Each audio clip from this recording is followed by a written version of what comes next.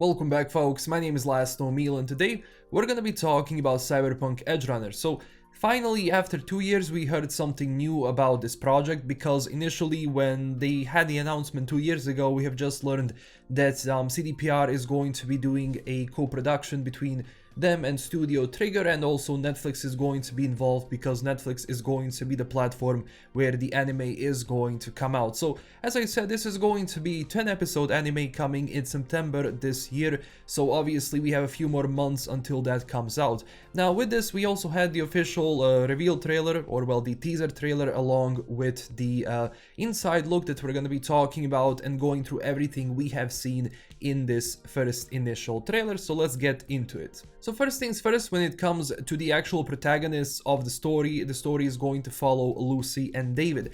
Now the difference is that David is going to be the street kid, and he is going to find happiness in life, and that's going to be somewhat of I think one of his main guidelines in this story. Now at the same time, it does seem that he is going to come into contact with some serious cyberware, and as it goes in Night City, compared to Cyberpunk 2077, the video game, getting to the most advanced cyberware in this game, you need to be a big shot or have a lot of money. But obviously, as someone who's just a street kid, some of those like high-end cyberware is usually not going to be something you're ever going to see in your life. So when you get something like that, usually there is a price for it, and that price can sometimes be too much. So I guess that's going to be somewhat the part of the story.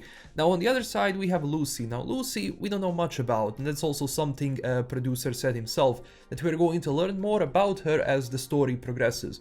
She's an introvert compared to David, but obviously she's hiding a secret that we're going to learn about later on, so this combination is definitely going to be interesting. Now the other thing which I want to talk about is the animation, which actually looks phenomenal, because that's something I was kind of expecting, because when they said that they were going to do a cooperation between them and Studio Trigger, which also did Kill la Kill and a lot of other great projects, you have to also take into account that their animation is nuts, and they go very crazy when it comes to colors, when it comes to different styles and how scenes go about each other, how fighting is done and everything else. So something that we could actually see in some of the scenes that they were presenting in the teaser trailer. And then second of all, the city, it definitely is the same city like you have in Cyberpunk 2077, especially looking at some of these locations like the Corpo Plaza. You can even see the hollow fishes here, which is phenomenal. So at the same time, they really wanted to paint the city how it was in 2077 and kind of put it just in the anime style, which is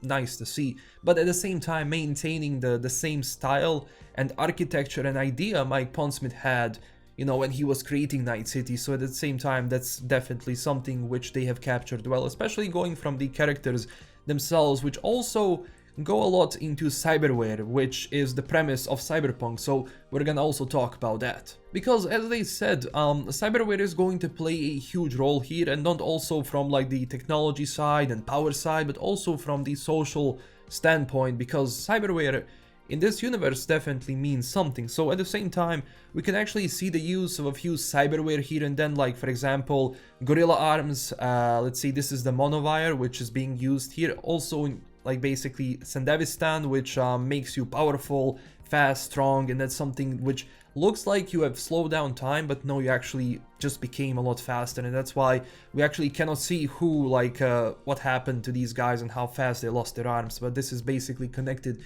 to Sandevistan, and this is really shown well in this scene here. We can actually see the full body working under that cyberware. We can also see a lot of other characters, which I'm sure that we're going to learn a lot about, especially their past and everything. So yeah, they're going to be like side characters in all of this, but Lucy and David are definitely going to be the main protagonists and the focal point of the story. Also, David has a mother here, so there's going to be this you know, character development on that side, so that's cool to see, especially what's gonna be happening with Lucy and what's her background in all of this. So yeah, a lot of mystery, which is nice, and because this is going to be a one-off story, so I doubt they're gonna be planning more seasons with the same story, so I guess we're gonna learn everything in these 10 episodes. Now when it comes to some of these scenes here, like for example, we can see they maintained a similar style of hacking, like you can see from the car, because she's doing a breach in this scene, so she's trying to breach something, and the style is kind of the same like it is in Cyberpunk 2077, and when it comes to the mini game you have in that, so that's a cool little detail.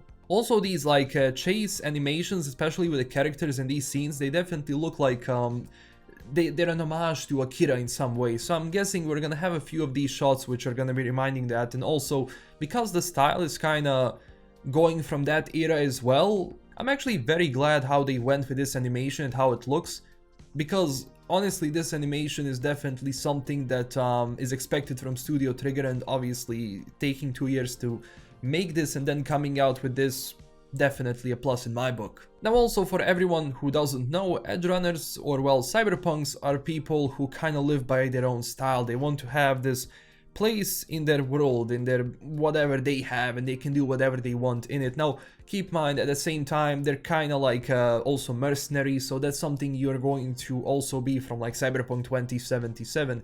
You're an Edgerunner technically, but also a mercenary, but obviously, as the name says, you're gonna be living on the edge, so you're gonna be working, some work for both sides of the law, like for criminals and the law, but some only work for criminals, so you're gonna be meeting those as well as an Edgerunner in this anime, which is quite cool. And this ties in perfectly with this scene, because this is the Maelstrom scene, probably in their base, and that's an homage, I think, to the Cyberpunk 2077 scene where we go and meet Royce and to get the spider bot. So in this scene we can see kind of the similar style and position that V had with in the game itself, and at the same time looking at the quality of animation which you can see in combat is nice, definitely.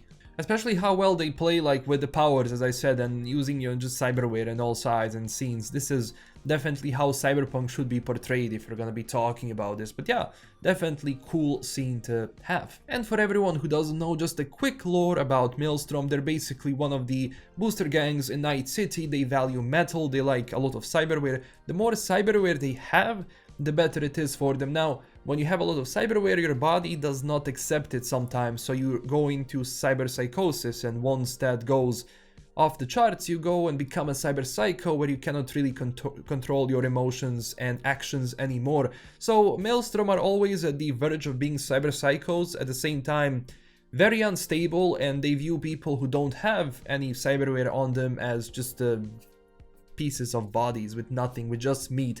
So that's pretty much how they're going to be portrayed in this anime as well. And that's everything for today. Thank you so much for watching. Don't forget to tell me down below, what do you think about this? Do you like it? Do you dislike it? And at the same time, if you enjoyed the video, don't forget to smash that like and subscribe button for more. And also check us out on Twitter and Discord. And also huge thanks to my current Patreon supporters. This is LKM signing out. Stay classy everyone, and bye bye.